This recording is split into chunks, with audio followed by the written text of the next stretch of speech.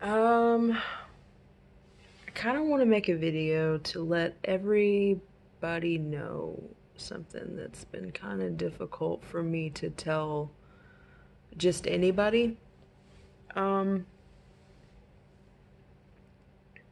and I'm kind of sick of telling people, so I just thought that maybe I would go ahead and let everybody know all at once. Um, Not that it's anybody's business, it's just difficult to explain certain situations on why certain things are happening. Um, but what's going on is 6 months ago, December 8th, at 9 o'clock in the morning, I had to go to the emergency room and I spent pretty much the entire day there. I think it was 18 hours altogether in the ER alone. Um, because I was feeling really disoriented, extremely. It was bad. Vertigo. My vision was starting to go blurry, and I just didn't feel okay. So I went to the emergency room. It had been 4 days of vertigo and an escalation up to this point, so I didn't just go to the emergency room for nothing. It was very, very much, okay, I've had enough kind of moment. But, they gave me some brain scans and MRI, a CAT scan, a couple other things that they did. I was a high risk. They thought that I was having a stroke. This side of my face was drooping, like you would see for stroke patients, unresponsive. It started out in the morning and it was fine. It was a little different, but it wasn't a complete droop. But by the time I got to the hospital that morning, it was. Um, so, um, and so after 18 hours of waiting in the hospital with my family and many other people who were super worried about me, I was told that I could potentially have MS, multiple sclerosis. It has been confirmed since then that that's absolutely what it is after tons of tests and 4 days in the hospital and um, tons of blood, a spinal tap, another MRI, another CAT scan, and um, tons of steroids and other things. It's been really challenging for the last 6 months learning how to live again, basically, because since the hospital and since those few things, many things have gone wrong with my body. I'm constantly having to figure out what's going on with my body every single day because it's never the same. I don't always have the same or the correct neurological responses that I should, like reaching for items or taking a step. Sometimes just trying to finish a sentence is difficult, so. Um, I will say I have gotten loads better from where I was, but it's hard to say if I'm better, or if I'm just used to it better. Um, I sometimes I have a limp because my knees hurt, and sometimes I can't really write or type very well because my hands don't want to work well. It's mostly my left hand, luckily. Um, but nevertheless, it's still frustrating. I, about a month out of the hospital, got my eyes started to cross. I'd already had double vision. You can kind of still see my left eye here is not exactly lined up. I don't know if you can tell in the camera or not, but it's not exactly lined up. I can still see straight, but it's the mobility of my eyes. So whenever I go to look that way, it has to figure out life, and that makes it difficult. I still have vertigo. It's not as bad, but do still have it. And I have extreme fatigue some days. I just can't even stand up for more than 5 minutes. And some days I can run circles around the yard and do things that I want to do. It's a challenge. I could go on and on about all the weird things that happen to me. Probably the hardest part is the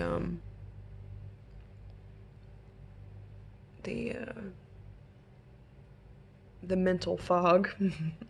Not being always able to finish my sentences, or even honestly remembering what I'm doing from one second to the next. Or just processing what should be basic information. Sometimes it's just like, I don't know. I feel like I kind of evaporate for a few minutes, if that makes sense. And it seems like it's always whenever I need to be sharp the most. So that's frustrating. I don't drive. Can't drive. Can't get very far, at least. Not without everything just going out of whack. I don't know. I'm on a prescription called Gilenya, and it gets me kind of short of breath. It makes my heart palpitate in ways that I don't really like it. But and it's a really high risk drug. I mean, it's probably destroying my liver. I'm constantly paranoid that, what's this bump? Is it, because it could cause skin cancer, It lowers my immune system, and I get acne, and that sucks. It's like, doesn't matter what I'm doing, plus the fact that it's like almost summer and it's warm outside, and just the regular skin conditions that come from season change, on top of the fact that I was already getting acne. It's been a little bit frustrating. It's just like, I feel like a teenager again. I don't know. There's a lot to it. If you don't know what MS is, it's where my immune system essentially is destroying the protective sheath around my central nerve system, and it makes my brain misfire sometimes. Not misfire in a way where I'm just gonna geek out 100%, but that's because I'm at very early stages of MS. And I say stages because it's not going to go away. There's no cure for it. Luckily, because of my age and the fact that I'm pretty healthy for a 30-year-old, or active, I should say. We could all be a little healthier. But, and the fact that I didn't have a single thing whatsoever wrong with me before MS, and the prescription itself is overall fairly good. I'll never, I don't think, be worried about it getting substantially worse, but I'm only 6 months in, and not everybody reacts to everything the same way, and I don't know what I'm trying to say, but what I am trying to say is that the thought and the preparation acts of, potentially this getting worse one day is very there. It's very there. As much as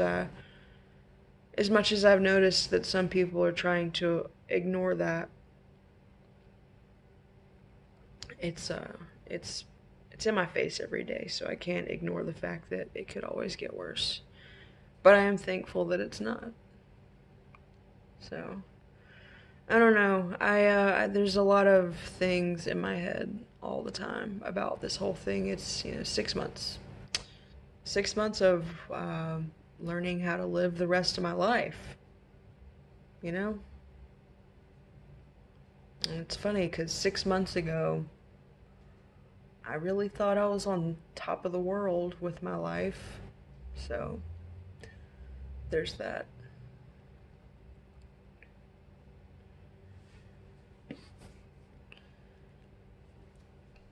But it could always be worse. And I'm a strong believer that everything does happen for a reason. I'm just trying to find my reason. part of me thinks I'm starting to get a clear picture, but there's a few elements that have to be surpassed before I can say for sure that this is what I'm gonna do. I do know that I'm trying to set goals for myself. My number one goal is to go back to work. I have been out of work since January 14th. And I was out of work for several weeks after the hospital. I attempted to go back part-time. Luckily, I have the best boss in the world who is extremely understanding of my condition and is always willing to do whatever has to be done to keep somebody that she knows cares and works hard. So, yeah, just, I don't know. I don't want this to be a sad thing, because it's not a sad thing. I'm not gonna lie. Of course I'm sad about it, but I'm not sad about it. I'm okay. I've come to grips with a few things already. I've come to the grips with the fact that I may not ever get to go back to work, and that's fine. I have a backup plan. Maybe. And I've come to grips with the fact that I may not drive again, which honestly, I want to drive again. You don't know freedom, honestly, until you don't have a car or the ability to drive. I still have a car, but I don't know. I don't want this to be a sad video. I am extremely happy with my life. I have more clarity about things than ever. I have been 6 months without alcohol, no weekend, rendezvous, and I feel great. And no, I'm non-smoker now, and that's incredible. There's a ton of things that make me go, wow, I got the easy button, because quitting those things was easy. So easy. Leaving that part of my life behind in the past and moving forward, the easiest thing ever. There was no question about that. So, it's the other stuff that's been a challenge, so. I don't know, I'm sick of telling people what's going on with me, and I just wanted to tell everybody that was relevant, and I'm kind of tired of not posting anything about it on the internet, even though I have made a couple of little hint things here and there. I feel like I'm hiding something because I'm afraid of it, and I'm starting to not be ashamed of it. So take that for what it is. I don't know, if you took the time to watch this video, then you probably maybe care about me a little bit more than the average person, so that's cool. Thank you for watching this video, and if you came across this video because you're bored and you're sitting around and for some reason my face triggered a hey, let's watch this video, then cool. Maybe I'll make more videos kind of talking about what I'm going through. Maybe you know somebody who's going through MS, and maybe you've got something you could share with me. Because I could take all of the support, advice, whatever you want to call it, that's out there. I didn't even know what MS was 6 months ago. And now I feel like I have to be a professor in it, and I don't really want to be, but it is what it is. And I guess the more I know, the more in control I guess I can be of my situation. I don't know. Wow, we've been talking forever. Anyway, so like I said, I'm just sick of talking about it. Bye.